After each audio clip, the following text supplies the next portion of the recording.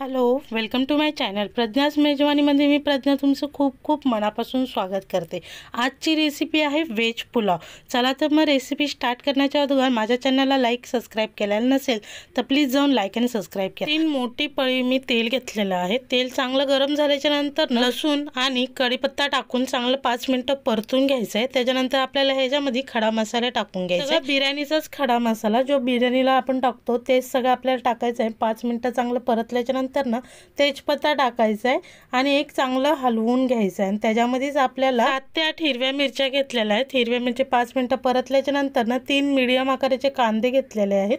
कांदे मोठे चिरायचे आहेत आणि 5 मिनिटं चांगलं हलवून घ्यायचं आहे गुलाबी कलर येऊपर्यंत। गुलाबी कलर आला की त्याच्यामध्ये 2 मीडियम आकाराचे टमाटे मी उभे चिरले होते ते घालून थोडंसं मीठ टाकून चांगलं परतून घ्यायचं आहे। गोल्डन कलर येऊसवर आपल्याला कांदा परतून घ्यायचा आहे। त्याच्यानंतर आपल्याला सगळे व्हेजिटेबल घेऊन आपल्याला चांगले भाजून घ्यायचे आहे। ज्या ज्या भाज्या तुम्हाला आवडत असेल त्या तुम्ही सगळे घेऊ शकतात। मी इथं गाजर, बटाटा, फ्लावर, वाटाणा, शिमला मिरची घेतलेली आहे आणि फरसबी घेतलेले आहे।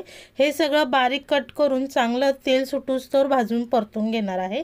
चांगलं भाजायचं आहे असं ह्या प्रकारे चांगलं भाजून घ्यायचं आहे आपल्याला। हे 5 मिनिटं चांगलं भाजून झाल्याच्या नंतर ना आपल्याला ह्याच्यामध्ये दह्यामध्ये मी लाल तिखट, हळद, बिर्याणी मसाला हे सगळं मिक्स करून एक 5 मिनिटं हलवून त्याचे लम्स काढले होते।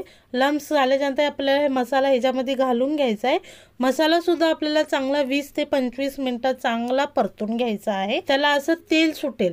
तेल सुटल्याच्या नंतर ना ह्याच्यामध्ये आपल्याला थोडीशी हळद घालायची। हळद मला थोडीशी कमी वाटली त्यामुळे मी अजून घातलेली आहे। आता ह्याच्यावरती आपल्याला कोथिंबीर घालायची आहे। कोथिंबीर तुम्ही एंडला घातली तरी चालेल, मी अगोदर घातलेली आहे। कोथिंबीर घातली, एक 5 मिनिटं हलवून घेऊया। त्याच्यानंतर आपल्याला ह्याच्यामध्ये 3 ते 4 वाटी तांदूळ घेतलं होतं मी। ते तांदूळ स्वच्छ धुवून अर्धा तास भिजत घातलं होतं। ते तांदूळ घालायचं आहे, चांगलं एकजीव करून घ्यायचं आहे। मसाला तांदळाला सगळा लागला पाहिजे आणि आपल्याला तांदूळ शिजण्यासाठी जेवढं पाणी लागेल तेवढं पाणी आपण घालूया। एक उकळी आल्याच्या नंतर ना आपण तांदूळ चांगलं पुन्हा एकजीव करायचं आहे। पुन्हा हलवल्याच्या नंतर ना पुन्हा ताट ठेवायचं आहे।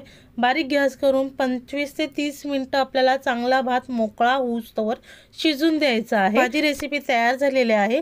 जर तुम्हाला ही रेसिपी आवडली असेल तर प्लीज जाऊन लाईक सबस्क्राइब करा। कमेंट करून सांगा आजची रेसिपी कशी वाटली। Thank you so much.